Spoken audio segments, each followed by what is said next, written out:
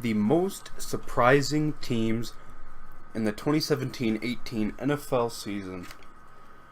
Well, there was quite a few of them, but I'm only going to cover three specific teams that really shocked everybody during last year's season. And we're going to start out here with the number 3 team, the 2017 Philadelphia Eagles. That really surprised me. They won the Super Bowl, went 13-3. And the real surprising thing was how good their defense was and the fact of how good they were able to play without Carson Wentz. Carson Wentz was putting up an MVP caliber season right before he got hurt. He led the Eagles to an 11-2 record, 60% completion percentage, 3,296 yards, 33 touchdowns, and 7 interceptions, with 1 fourth quarter comeback and 1 game-winning drive. 101.9 quarterback rating. He just had a very insane season. He had an MVP caliber season. Even rushing. Of course, he didn't do very good. I mean, okay, he did do good for the amount of scrambles he did. 64 carries, 299 yards, 4.7 yards a carry. He has an extreme talent to get away from pressure. He has the legs. He could have ran for more if he would have ran a bit more. The Eagles were just so good and surprising last year. Their young talent surprised a lot of people. Rookie running back Corey Clement, especially in the playoffs and even during the season, he had 74 carries, 321 yards, and he led the team in rushing touchdowns with 4 touchdowns. He also added to that 10 receptions, 123 yards, and 2 touchdowns. Very talented back, had a great rookie year. They added Jay Ajayi. That was an amazing addition to their team. Already had LeGarrette Blount, Wendell Smallwood they already had. Just Darren Sproles. A great running back talent group that most of them can start. Most of them have starter ability, starting talent. And the thing that really shocked me besides their running back talent, their wide receiver group. Nelson Aguilar improved greatly from last year. Or not last year, the year before. And last year he had 62 receptions, 768 yards, and 8 touchdowns. Torrey Smith played really well. Zach Ertz did his thing. Alshon Jeffrey did his thing. Trey Burton really exploded, grabbing 5 receiving touchdowns. Mac Hollins, the rookie, really proving his worth in the small amount of playing time he had. And it's just crazy to think. Nelson Aguilar, only in 10 starts, did play all 16 games, and he was pretty much the best receiver besides Zach Ertz and Alshon Jeffrey. He was basically on the same level of Jeffrey and right below Ertz. So in my opinion, he's the best receiver they have because, of course, Zach Ertz is a tight end. He is better than Alshon Jeffrey. He is getting better than Alshon. Hopefully, if he plays like that again this year, he will be. And Nick Foles, the real storyline here. Another shocker to everybody. Of course, just played amazing with the Eagles earlier in his career. Then he left, went to the Rams, and I think that's it. I don't know who else he played for. I'm pretty sure just the Rams. And didn't do so well. He did play decent, but not to the caliber where he was when he was with the Eagles. And then he comes back to Philadelphia. And during the season, coming back for Carson Wentz, takes them to a 2-1 record, gets 537 yards, 5 touchdowns, 2 picks, with a fourth quarter comeback and 2 game-winning drives. And then in the playoffs, you know how that went. Beat the Falcons, beat the Vikings, absolutely smoked the Vikings. And then they beat the Patriots. In my opinion, Yeah, they beat the Falcons 15-10, smoked the Vikings 38-7. Then you know how the Super Bowl went against the Patriots, 41-33. They did decimate the Patriots, but then the Patriots were making a little bit of a comeback there. So that's why the score is a lot closer. Then you have their defense. Their defense was so phenomenal. Guys that really surprised me was, one, Jalen Mills, their cornerback, had 14 deflections and 3 picks. Patrick Robinson, in only 8 starts, and played in all 16 games, had 4 picks, 18 pass deflections. I mean, this defense is just so stacked. I can't name... Okay, Chris Long, only 1 start, had 5 sacks. And Chris Long had to deal with trying to get starts against Fletcher Cox, Vinnie Curry, Brandon Graham, Bo Allen, Derek Barnett. And Derek Barnett, a young guy, had 2 fumble recoveries and 5 sacks. I mean, this defense was so stacked on the defensive line, the defensive backs, and even their linebackers was pretty stacked with Nigel Bradham, Michael Kendricks, who else here? Jordan Hicks,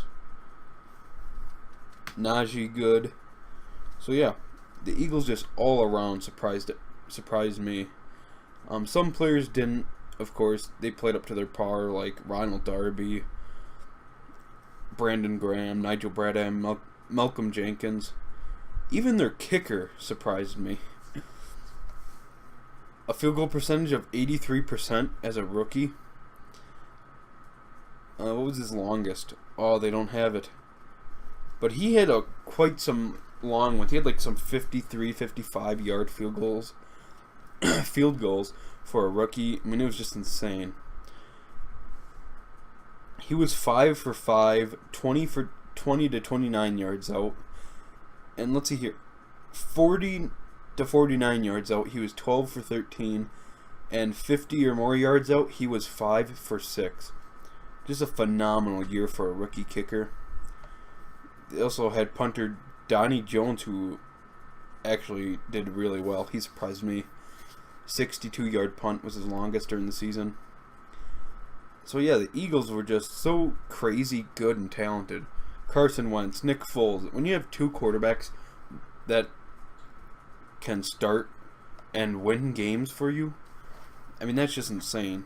And to have the amount of good running backs and wide receiver talent that they have, it's just astonishing. Same with their defense. So maybe, I don't know if the Eagles can quite repeat what they did just this past season, but we are expecting some more great things from Philadelphia. Even though they did lose some key pieces like Trey Burton, went to the Bears. I'm not really sure who else left. I think Jalen Mills left.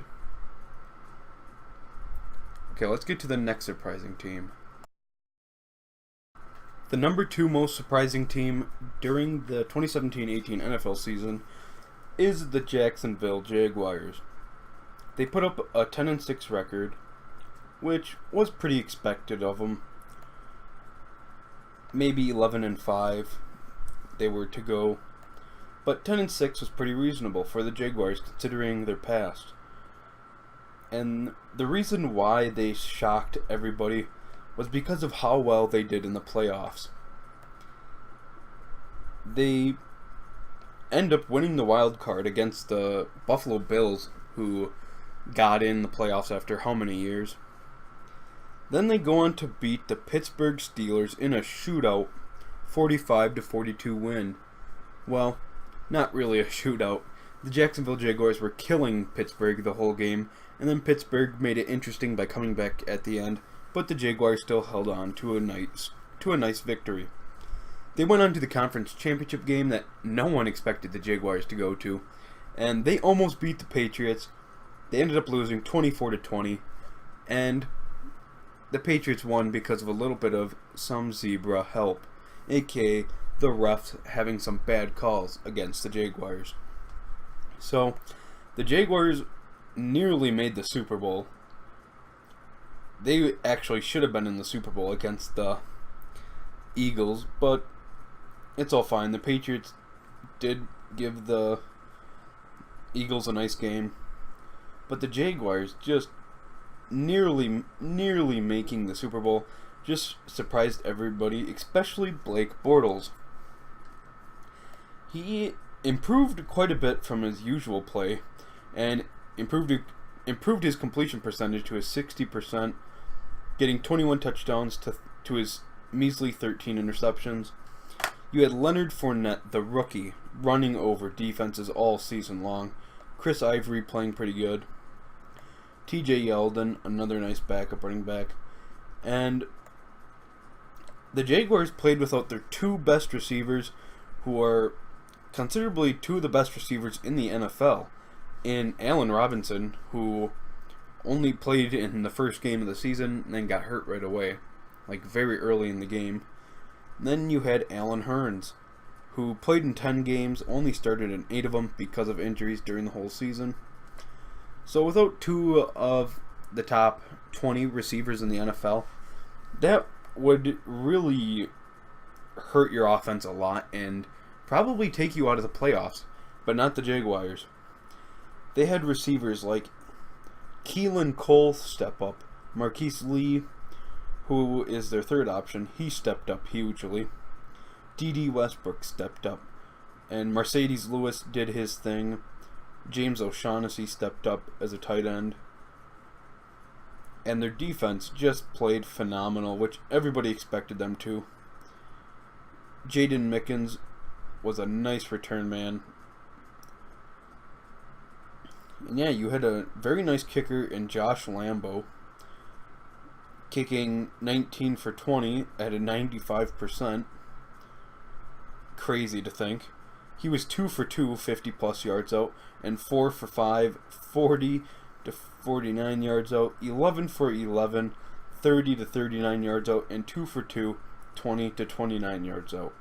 Josh Lambo, he surprised everybody with his kicking ability, including me. Their punter, Brad Nortman, had a great season. And their defense, of course, you know how that went. Barry Church, Miles Jack, Telvin Smith, the beast Calais Campbell himself, Yannick Ngakoue, really surprising everybody, Dante Fowler doing a lot better than expected, Malik Jackson playing his best, Tashawn Gibson, Jalen Ramsey, AJ Bai, Paul Peluzny. This defense is easily the best defense in the NFL. Needless to say, they are just a bit better than the Eagles' defense, just because of how much playmakers they have, rather than the Eagles. But just shocking everybody, almost making the Super Bowl. And let's go to our number one team. The number one most surprising team in the 2017-18 NFL season is the New York Jets. Multiple media sites, NFL Network, a lot of professional analyst YouTube channels predicted the New York Jets to go 0-16, to go worse than the Browns. But as you saw, the New York Jets went in an impressive 5-11. At least in my opinion, that's impressive because the Jets had worse talent than the Browns, but the Jets actually pulled it together and they won quite a bit actually. They started off with a loss to the Bills, and they only lost 21-12. They beat the Dolphins 20-6. They killed them. They beat the Jaguars in overtime, one of the best teams in the NFL. They beat the Browns. They lost to the Patriots by a touchdown, which the Jets actually scored a touchdown against Patriots, but it was called back because it was called a fumble, which it really wasn't. Real big fiasco. The Patriots got a call in their favor, so they ended up beating the Jets because of the refs. At least in the first game. In the last game, the Patriots killed the Jets, which was expected, but the Jets should have had another win there. They lost to the Dolphins 31-28, lost to the Falcons 25-20, lost to the Buccaneers 15-10. Most of their losses are close, even to the Panthers 35-27. Who else here? Lost to the Chargers 14-7. So most of their losses have been really close. And a big factor to that was Josh McCown. He is so old, I don't even know how he's still playing. At 38 years old, in 13 games played, led them to 5-8, had a 67% completion percentage, 2,926 yards, 18 touchdowns, and 9 interceptions. He also walked away with 1 fourth quarter comeback, 2 game-winning drives, on a 94.5 quarterback rating. Then they ended up going 0-3 with Bryce Petty at QB. He played horrible. Also, Josh McCown put up 5 rushing touchdowns with 124 yards. Just incredible what Josh McCown did for the Jets. Matt Forte struggled. Did not have a very good season. Bilal Powell, by far their best running back. He shocked me with how good he was. Even with Matt Forte's struggle, I thought the Jets were going to have a 0 run game when Forte was struggling. But Powell came in and he really played. He really came to play. But my real thing was Josh McCown. He was just an animal. He looked like a top 10 quarterback throughout the 13 games he played in.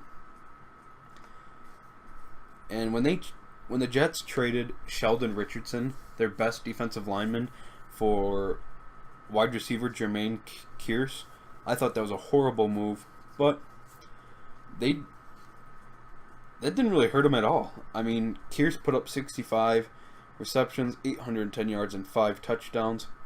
And Robbie Anderson, he just balled out at the receiver position, putting up 63 receptions, 941 yards, and 7 touchdowns.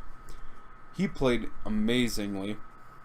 Ardarius Stewart, the rookie, didn't really get much playing time. I really wish he would have gotten more. But Robbie Anderson and Jermaine Kearse,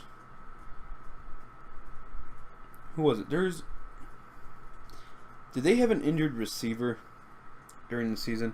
Because I swear they have another good receiver that I really liked. Yes, they did. Well, more than that, they had quite a bit of injuries throughout the season.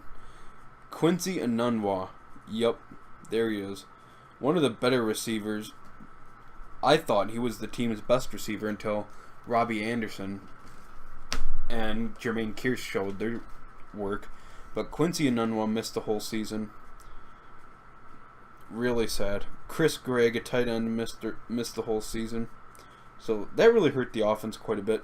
Gave Josh McCown less to work with, which really sucks. Jordan Leggett, the tight end, missed most of the season. Rookie tight end. He was going to be really good. I thought he was going to be really good. And their defense even took a hit with good backups like Corey Lemonnier and Lorenzo Malden missing games. Missing whole season, actually. Sharon Peake and Quentin Patton, 2 other wide receivers who missed the whole season. Austin Seferian-Jenkins this was his only healthy season, and he put up great numbers. He was a very talented tight end, showed what he should have been, and boy, am I glad he didn't get hurt. He really played to his full potential, and he gave Josh McCown a lot to work with. And this Jets team just looked so good last year. It was insane. I thought they were going to go 0-16 for sure. Proved me wrong. Proved everybody else wrong. Even their defense even surprised me. Surprised me a lot, actually. Demario Davis played amazing. 97 tackles. Darron Lee, a young linebacker, had 67. Rookie safety Jamal Adams had 63. With 2 fumble recoveries, a forced fumble, and 6 pass deflections. Marcus May had 2 picks.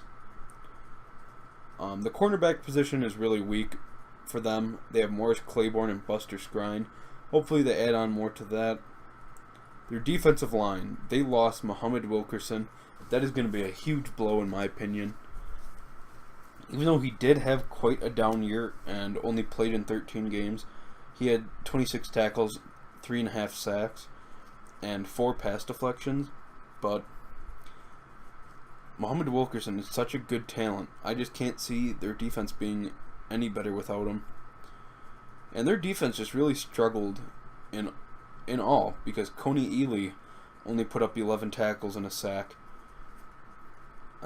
Leonard Williams, their star defensive lineman, put up 22 tackles and 2 sacks. So the defensive line really struggled. I'm not sure if that's Todd Bowles' system. It has to be, because the whole defensive line just did not play up to par. Xavier Cooper, Coney Ely, Leonard Williams, Muhammad Wilkerson, Steve McClendon, none of them got more than 5 sacks. And the only player with 5 sacks on their defense was Demario Davis. He led the team in 5 sacks. So this team really needs to work on their pass rush ability, because without that, their defense ain't going to do anything. So yeah, I just thought that was really surprising to me. The Jets went from an 0-16 team, going to be worse than the Cleveland Browns, to going 5-11 and having Josh McCown look like a top 10 quarterback. Just crazy stuff. So I hope you guys all enjoyed this video. Please leave a like, share it, comment your suggestions, your criticism, and please subscribe to the channel. This is Dice Sports. I'm out.